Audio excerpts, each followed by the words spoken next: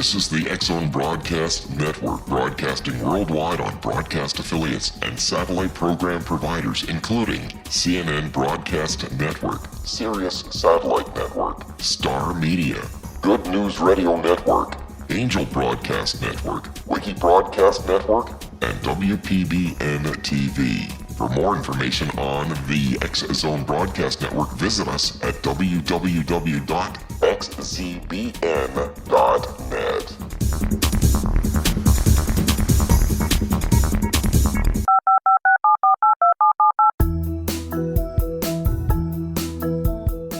Did you know that when you're on the road with limited data or Wi-Fi, you can still listen to the X-Zone Radio Show with Rob McConnell, The Science of Magic with Gwilda Wiyaka, X-1, Dimension X, Space Patrol, and every minute of the X-Zone Broadcast Network by calling 213-401-0080, courtesy of Audio Now.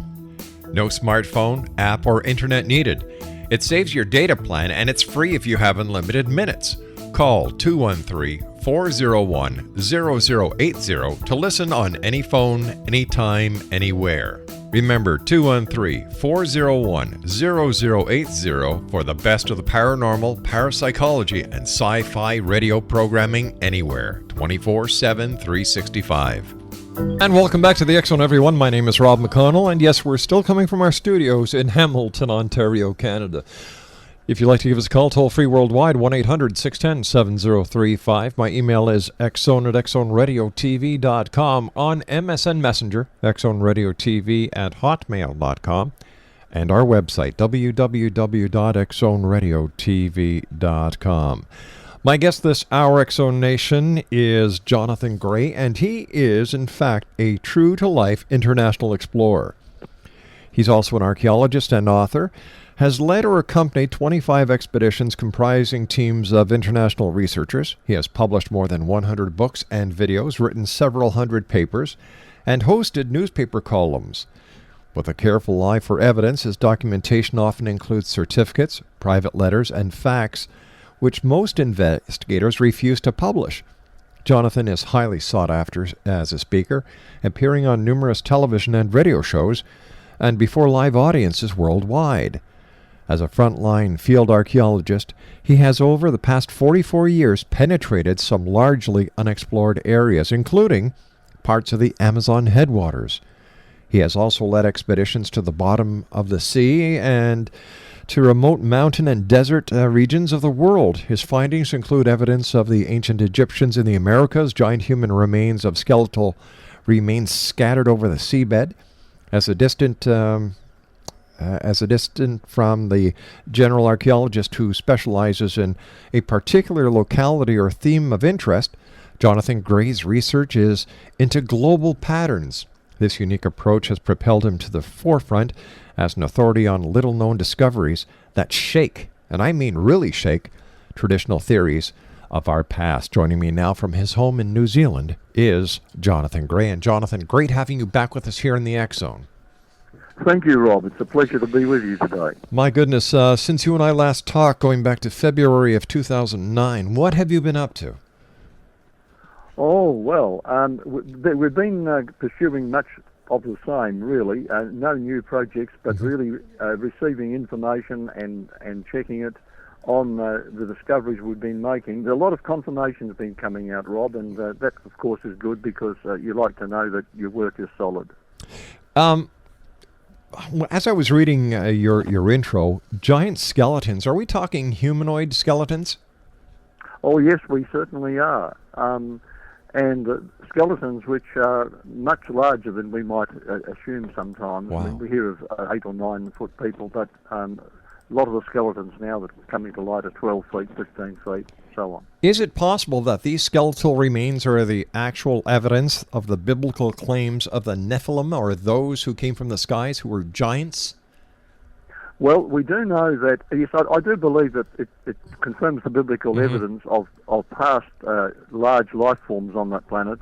Everything has shrunk historically. Right. There was a time when everything was larger. Trees were longer. I mean, they're finding the remains of trees 1,000 feet long and down in coalfields here and there. and animals, insects, birds, and humans were all much larger in the past because the environment of the Earth made that possible. Jonathan, stand by, good sir. You and I have to take our first commercial break. We'll be back in 2 minutes. X-Zone Nation, our very special guest of this hour is Jonathan Gray. We're talking to Jonathan, who is an international explorer, and as you just heard, giant skeletons have been found. We tie this into biblical times. Things were bigger, according to Jonathan Gray. What other mysteries lie ahead for us to discover this hour in the X-Zone with yours truly, Rob McConnell, and my special guest, Jonathan Gray. His website, www.beforeus.com. That's BEFOREUS.com. We'll be back on the other side of this 2-minute commercial break. Don't go away.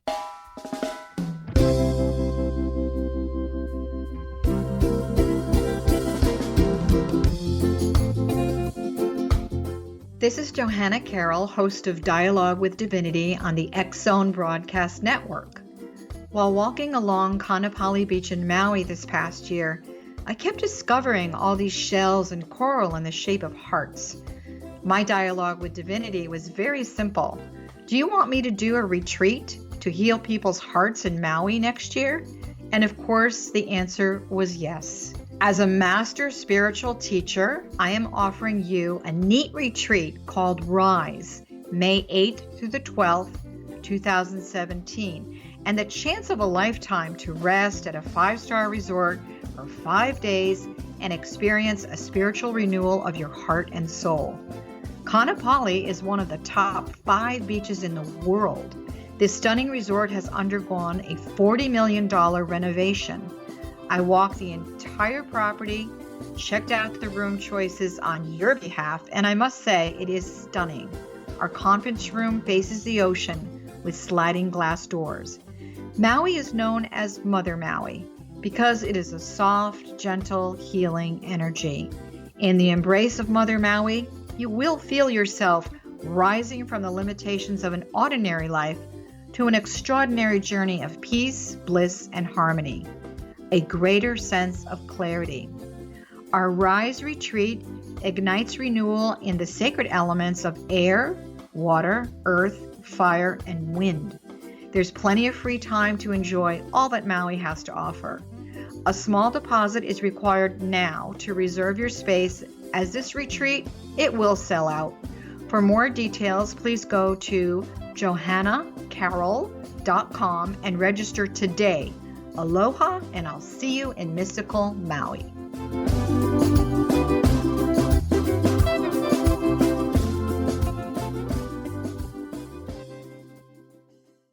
And welcome back, everyone. Jonathan Gray is our special guest, www.beforeus.com, and that's BEFOREUS.com. And during the commercial break, I asked Jonathan why things were getting smaller, and Craig, the producer, says, no, let's talk about this on air, Rob. Let's not.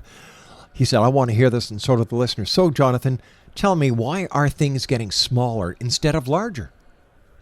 Well, there was a break which occurred in history at the time of the Great Flood. And the flood, of course, was not just a gentle rising of water. It was a cosmic overturn and disaster which changed everything upon Earth ecologically. Before this, the Earth had a canopy of a water canopy above the atmosphere, which firstly shielded out cosmic rays which shorten life, and secondly helped to provide a denser atmosphere, oxygen atmosphere on our planet, which does contribute, of course, to good health and life and rapid healing. Now, not only that, but the terrarium atmosphere underneath the canopy, being like a terrarium today, promoted the conditions of less stress, that the Earth itself had not been sifted out with a flood of water which deposited all the nutriments in the oceans. The Earth itself was very fertile.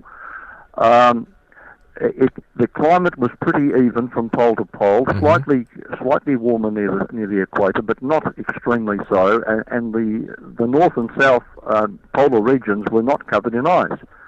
Now, there were no floods, hurricanes, and great. The atmosphere, the air currents were pretty even, and you would not get such things as hurricanes and floods and droughts and so on. In fact, mankind was in his earlier stages very, very highly energized, and all of these things changed at the time of the flood. And the change in both size and in length of time of living both deteriorated subsequently. And this has been documented not just in the Bible, but in the records of ancient nations. In fact, the Chinese emperor, after the flood, 200 or 300 years later, when China was in its infancy, asked, let's investigate why it is that our human lifespan has suddenly deteriorated in the last generation or two. And this is recorded among other nations as well. Now, the same went for size. We have the remains, I think I mentioned earlier, in the coalfields of trees up to 1,000 feet long. We have the remains of kangaroos, Australian kangaroos, as big as giraffes. Holy almost. cow. We have sheep as big as horses. I mean, everything has gone down in size, and this is not a theory. This is simply a fact because we see it in the fossil remains that have been buried at the time of the flood. Is that why, according to the Bible, people used to live so long? Yes, they would live longer as well. First of all, the initial vitality was there and had not deteriorated, and healing. If you got sick at all, you'd soon be well in a matter of hours, not days or weeks, because the oxygenation was so much greater. There was double the oxygen pressure, and this, of course, would contribute to greater size and greater health as well. So when we look at global warming and the depletion of the oxygen in our atmosphere because we're cutting down all the vital forestation that provides the Earth with the oxygen, we're looking at self-destruction. Oh, yes, most certainly. An interesting experiment was made, Rob, a few years ago, in 1985 actually, at the Japan Expo.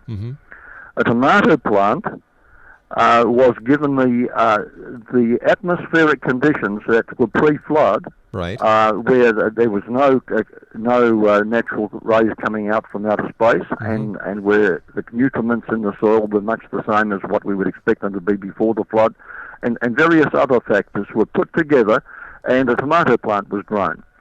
Tomato plant actually didn't die. It would not die. It just kept on living, and it produced 13,000 ripe tomatoes during the 6 months of the Japan Expo. My good heavens. You know, if we were to be able to use that technology that we have, because it was proven during the Japanese Expo, into our fruit crops right now, we could, in my opinion, and please correct me if I'm wrong, get rid of the world hunger crisis.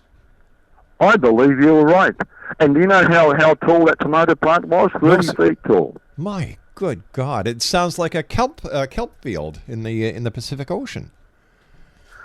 It's absolutely amazing. Now that can be done today under controlled conditions. So why don't we try it? That's an excellent idea, because you know, when you read the newspapers, watch television, listen to the news, you hear about the people, God bless them, around this world of ours who are starving to death. And if we can get one plant to do 13,000 tomatoes? My Lord, imagine 13,000, yes. Imagine what we could do with the cereals, with the other crops. Like, we could actually say goodbye to starvation. Absolutely. Now, if somebody would like a source on that, Dr. Kai Mori, that's M-O-R-E, Kai was K-E-I, Dr. Kai Mori was the scientist, the Japanese physicist involved in the experiment. And that can be looked up, I think, perhaps on the internet. As an archaeologist and an international explorer, have you ever pondered or investigated or looked into the claims of the lost continent of Atlantis? And if so, what is your conclusion? Oh, that's an interesting one, certainly, Rob. Well, I always I always take it as an axiom that if we're looking for evidence, then we go to old legends. Right. And we follow them through, and there's always, it appears to be a core of truth somewhere upon which the legend has been built. Now, the Atlantis, of course, it was a land that sank under the sea, and it was highly civilized, tremendous technology, and that's the core of the legend. A lot of details are given, and a lot of window dressing has been added to it over the years. But if we look at the core of it, certainly a great civil, it can be one of two things. It can be either pre-flood or post-flood, and I'm open-minded on this. I tend to think it was post-flood, but the world before the Great Flood was inundated with water and went down and has not recovered, and a new world had to start. If we take it as post-flood, there is evidence that land has risen and sunk very dramatically in a matter of days or hours, right through history. And if we look at, for example, and this could have happened, Atlantis could have been a real spot, a localized location rather than a whole world before the flood. And there are hundreds of drowned cities that have been discovered in the oceans, most of them close to the coastlines of the Earth. Let me give you a specific example of one that came up out of the sea, or from sea level to 12,000 feet in probably a matter of just a day or two. Wow. If we go down to Bolivia, near Lake Titicaca, which is the highest navigable lake in the world, there are the remains further south, about 12 miles south, of Tiwanaku. This was a huge city, and its type of construction and many of the things we find there are similar to ancient Egypt, so I would say this was post-flood for sure. But there's a seaport attached to it, and great docks for ships, ocean-going ships, are still there to be seen. Not facing the lake, so it was not a lake that diminished in size away from the city, but facing the other way. And behind the city there is a range of mountains with seashells on them, sands like beach sands, seashells and seaweed totally preserved from the time when this was all at sea level. And the city, no doubt, was destroyed with the sudden upthrust of an earthquake or something that lifted the whole Andes region at that time. Unbelievable. And we've had similar things happening, in the tsunami that took place in Indonesia, just in recent years. Yes.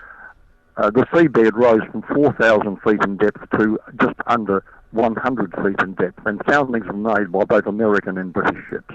It seems that this world of ours, whether we know it or not, is changing all the time. Yes, and it doesn't take millions of years, and it can happen dramatically.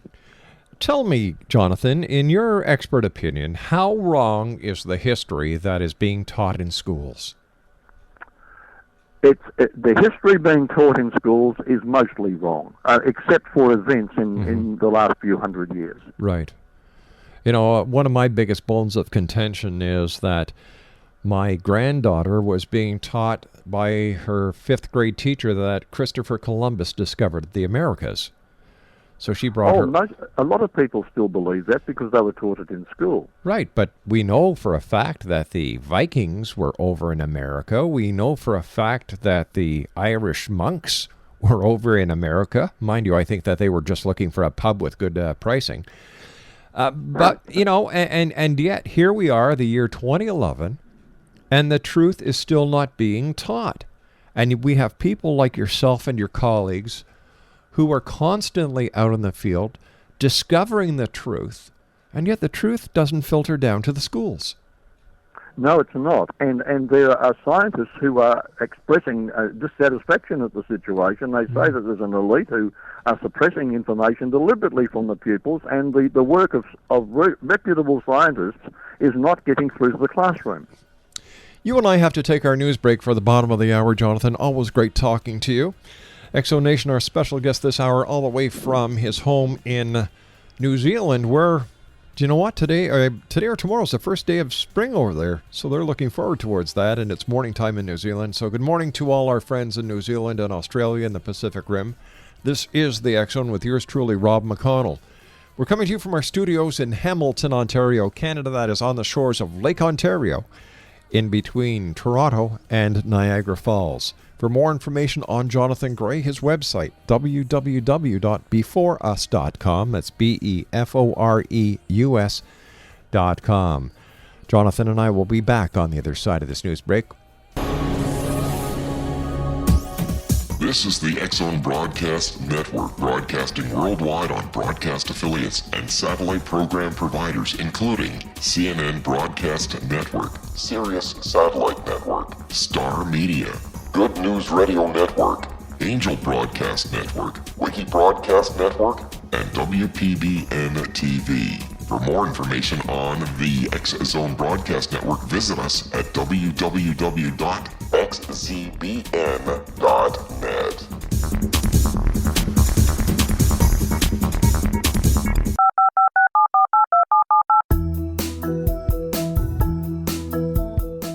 Did you know that when you're on the road with limited data or Wi-Fi, you can still listen to the X-Zone Radio Show with Rob McConnell, The Science of Magic with Gwilda Wiyaka, X-1, Dimension X, Space Patrol, and every minute of the X-Zone Broadcast Network by calling 213-401-0080, courtesy of Audio Now. No smartphone, app, or internet needed. It saves your data plan and it's free if you have unlimited minutes. Call 213-401-0080 to listen on any phone, anytime, anywhere. Remember 213-401-0080 for the best of the paranormal, parapsychology, and sci-fi radio programming anywhere, 24/7, 365. And welcome back, everyone. This is the X-Zone. My name is Rob McConnell. Jonathan Gray is our special guest. He is an international explorer. His website is www.beforeus.com. That's BEFOREUS.com. And if you'd like to listen to the entire segment or the entire clip with Dr. Doug Rockey, it's on his website, www.dougrockey.com, and that's DOUGROKKE.com. Jonathan, before you and I went to the news break, we were talking about how schools today still teach that it was Christopher Columbus who discovered the Americas. And you were telling me during the commercial break and the news that the Chinese were actually over here way before that. Oh, that's an interesting one, yes. There's a book, an ancient history book, one of the oldest in China, called the Fourth Book of Shanhai Qing. Mm-hmm. And it's entitled The Classic of Eastern Mountains. Now, just before 2000 BC, there are 4 sections in this old book recording the visit of a survey party which went to North America. And they call the Pacific Ocean the Eastern Sea, and that they went to the other side of the Eastern Sea.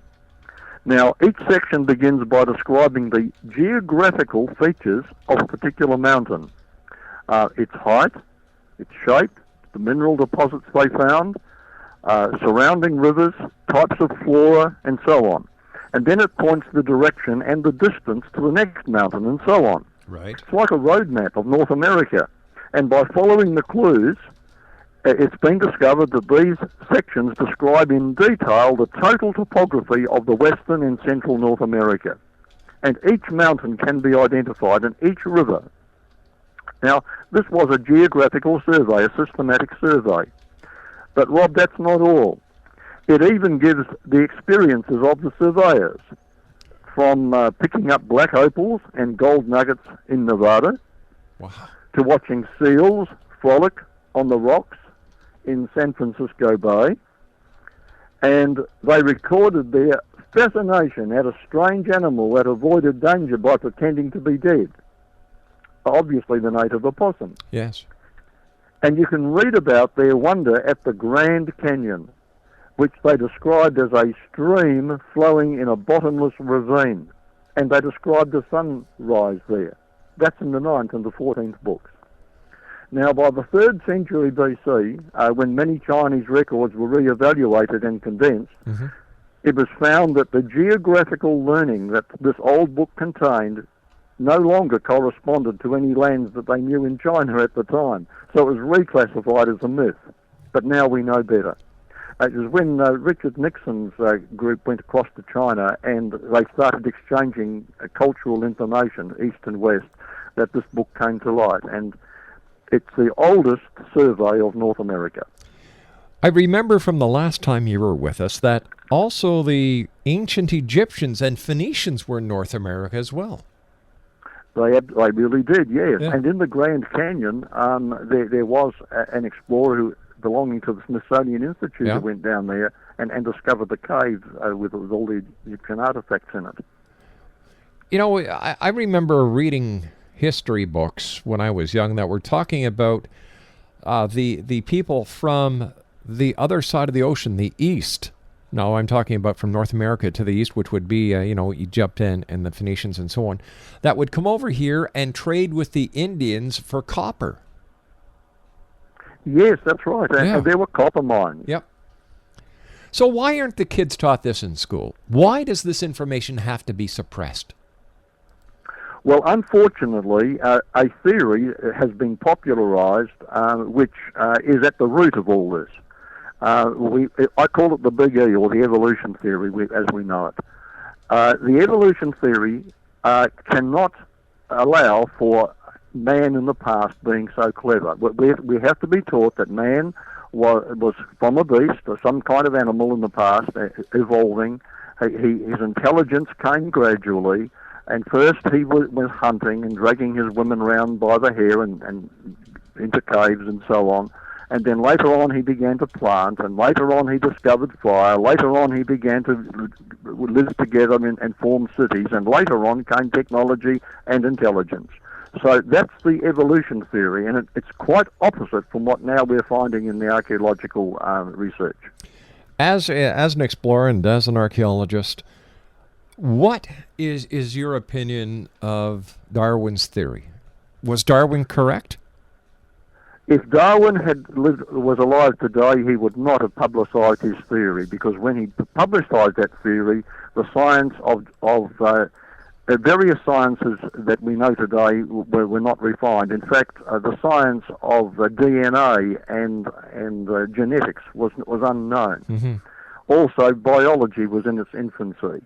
Archaeology, of course, didn't exist virtually. It was still beginning. If Darwin was alive today, he would repudiate much of what he wrote. In fact, he did say that there was not evidence from fossils yet to show that his theory was correct, and that he was expecting the discovery of fossils to eventually confirm his theory. But if it could be shown from the fossils that there had not been an improvement in species over time, mm-hmm. Then his theory would not stand up. He was honest enough to say that. Wow. So how do you believe, based on your being an archaeologist as well as an international explorer, and I'm sure you've talked to your colleagues about this many times, how did we evolve? Was there such a thing as extraterrestrial intervention, or are humans a product of this planet? They are the product of this planet. I have not the slightest doubt about that. In fact, everything that we point to extraterrestrials for can be explained by things here on Earth without having to go off this planet. Why do you think, sir, that people look to the skies for the answers instead of looking to the ground and what's already been accomplished by people of this planet, and what you, the members of the scientific community and archaeologists, are finding and are saying this is what happened? It has nothing to do with E.T. going home or even coming here.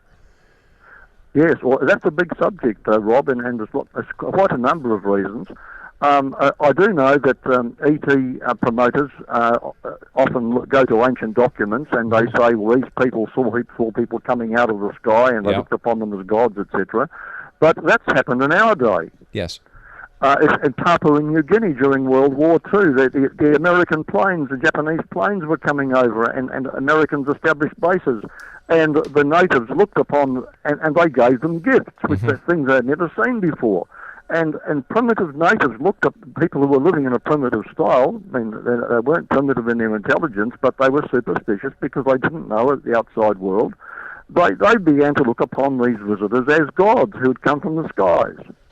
I think you'll appreciate this scenario that I often talk about here on the show, is that what would happen if the Bible, or if all the events that happened in the Bible that are written about were to happen today with our knowledge of science, chemistry, biology, physics, astronomy? How would the Bible have been written? Or would it have been written at all?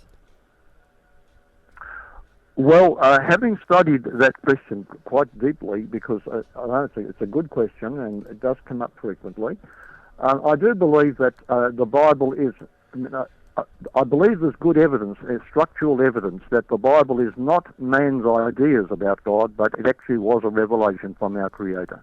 So that may put a cat among the pigeons, but I do believe that the Bible is a very accurate history of our past, but shows God's dealings with mankind. All right, if God wasn't an extraterrestrial, who was he? He's outside time and outside space, so he's not subservient to space, Right, as extraterrestrials would be, or to time.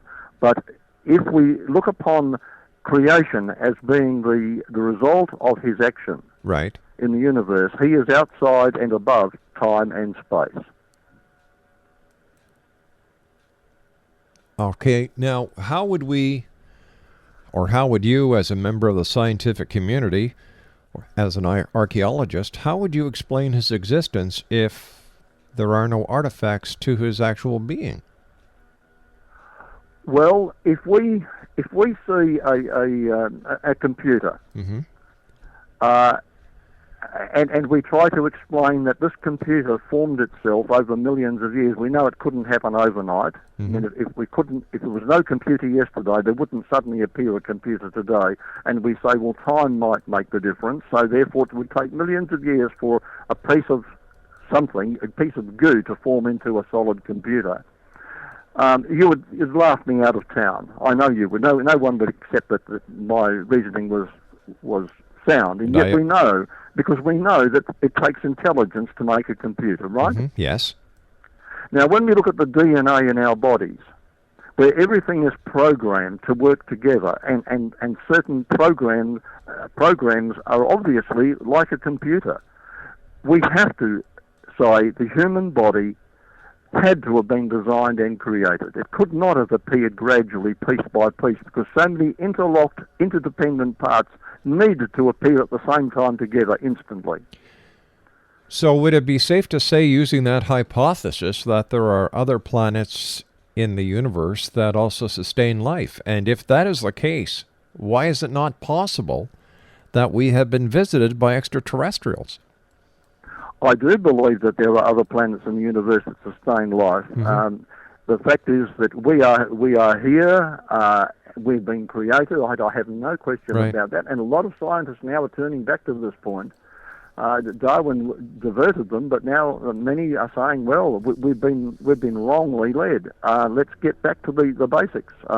The design and intelligence that we see in artifacts of living beings, men, animals, trees, and so on, indicates an intelligent personality behind all this. Okay. Wow. Now, what's your question again? I was just leading up to it, and I forgot where we went to. I was saying that if we were yes. designed, about other life and extraterrestrials visiting this planet. Yes, absolutely. Okay. Now, the fact is that there must be extraterrestrials out there, of course, but the reason for them to visit this planet, or rather, shall I say, the likelihood of them visiting this planet, scientists have calculated the mathematical odds of this and said that it's very, very remote that suddenly we would see all these thousands and hundreds of thousands of manifestations of extraterrestrials on this tiny little planet. There are so many other planets out there. Why should they visit this planet? So many of them. Mm-hmm. The odds of that being so are so minuscule as to be almost remotely impossible. Well, you know what? That brings us to another question. What would happen if we are the oldest of the planets, or the oldest of the people that God created, and other planets that are populated by other beings like ourselves are not to our present evolutionary state. So therefore they cannot travel to other planets yet. Well, we can raise all these hypothetical questions, and my answer has to be that we can only speculate. We can't go by evidence. And as an archaeologist, I really do like to go by evidence for everything that I promote. And as a broadcaster, I have to go by the clock on the wall. We've got to take our final break. Please stand by, Jonathan. Great having you with us. Exonation Jonathan Gray is our special guest all the way from New Zealand. He's an international explorer, and his website is beforeus.com. That's beforeus.com. We'll be back on the other side of this break as we do our wrap-up for tonight. Don't go away.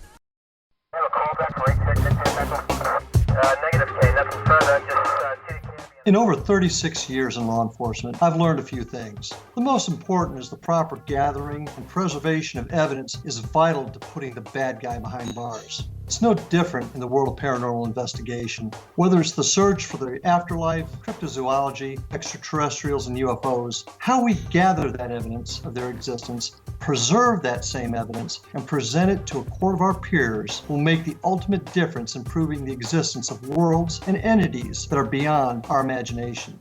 Come with me on a journey that seeks to prove with undisputable evidence what man has struggled to believe for centuries. Join me, Larry Lawson, host of the Paranormal Stakeout, coming to the X-Zone Broadcast Network. Check out the broadcast schedule for Paranormal Stakeout with yours truly, Larry Lawson, at www.xzbn.net. For more information about me, my travels, and my team, check out our website at www.paranormalfbi.com or join us on Facebook at Florida Bureau of Paranormal.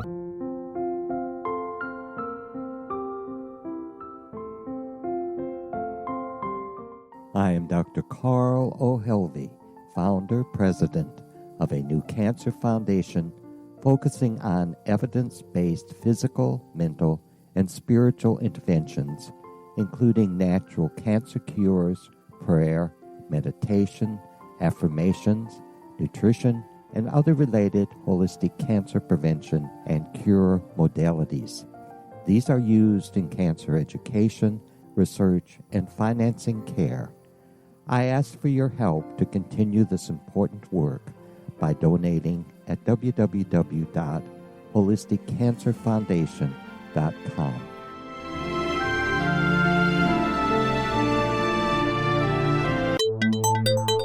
You're listening to the X-Zone Broadcast Network, www.xzbn.net.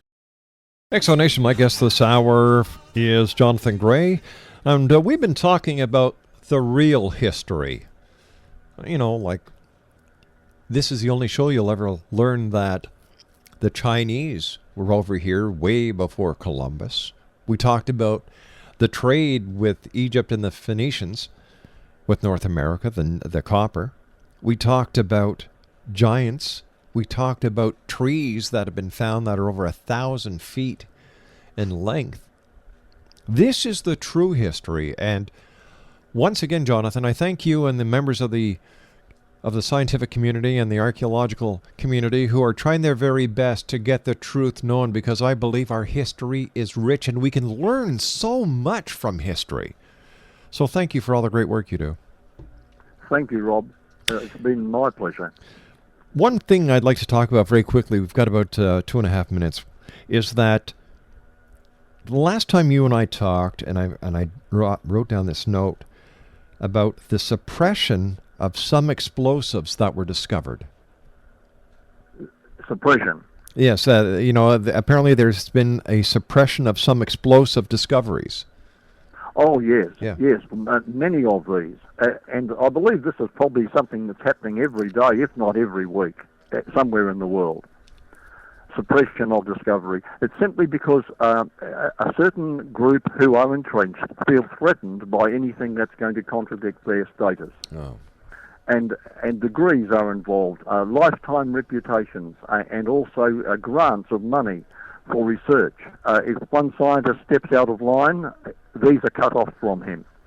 And that's a very sad thing. But there are many thousands of scientists today who are beginning to get a little bit braver and speak up. And so we know that this is not a conspiracy theory that there has been a suppression. Scientists involved in the suppression, many of them are departing from it and beginning to speak openly and honestly, and that's good to see. One quick question for you. Was there flight in the past? Did man conquer flight in our ancient times, or is flight something very new? Flight is not new. The theory of flight was written in a number of ancient books, which we still have.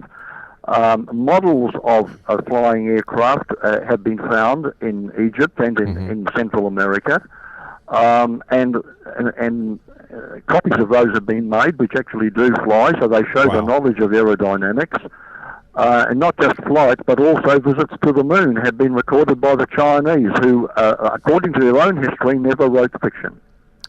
You have to come back, and we have to talk about the Chinese going to the moon. You've got my interest, my friend. Not to say you haven't had my interest all this time, you certainly have, but I think that our listeners would love to hear about flight in our ancient past. Thank you very much for joining us, Jonathan. A great pleasure talking to you again. And I truly look forward to the next time you visit us here in the X Zone. Thank you, Rob. Take care, sir. X Zone Nation, Jonathan Gray has been our very special guest this hour. His website, www.beforeus.com, and that's BEFOREUS.com. We'll have to have Jonathan back because, imagine that, Chinese on the moon way back when. Well, X Zone Nation, that brings us to the end of this hour, and what a great way to finish off the hour. More questions. That's what happens when you know what the truth is. You solve one mystery, and 10 more reveal themselves. But the truth must prevail. So until tomorrow night, X Zone Nation, take care of each other, and always keep your eyes to the sky and your heart to the light. Good